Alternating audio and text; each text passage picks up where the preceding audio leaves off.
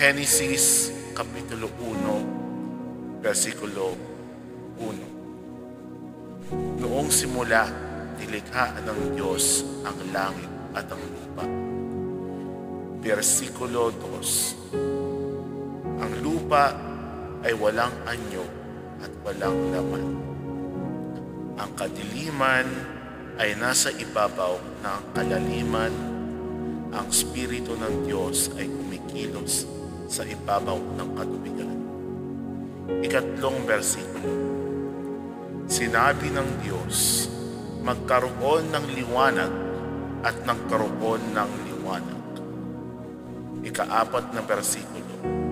Nakita ng Diyos na ang liwanag ay kaaya-aya. Iniwalay niya ang liwanag mula sa kadiliman. Ikalimang versikulo. Tinawag ng Diyos ang liwanag na araw at ang kadiliman ay tinawag niyang gabi. Naggabi at nag-umaga, ito ang unang araw. Ika-6 na versikulo. Sinabi ng Diyos, magkaroon ng puwang sa pagitan ng mga tubig at hayaang ihiwalay nito ang tubig mula sa tubig. Ika-7 versikulo.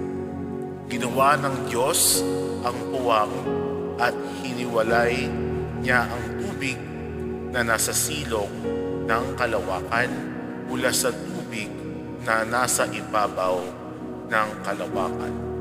At nagkagayon na. Ika-8 versikulo. Tinawag ng Diyos ang puwang na langit, naggabi at nag-umaga. Ito ang ikalawang araw. Ika-9 na versikulo. Sinabi ng Diyos, hayaan ang katubigang nasa ilalim ng langit ay sama-samang magtipon sa isang lugar at hayaang lumitaw ang tuyong lupain. At nagkagayon na. Ika-10 versikulo. Tinawag ng Diyos ang tuyong lupain na lupa at natipong tubig ay tinawag niyang dagat. Nakita niyang ito ay kaaya-aya.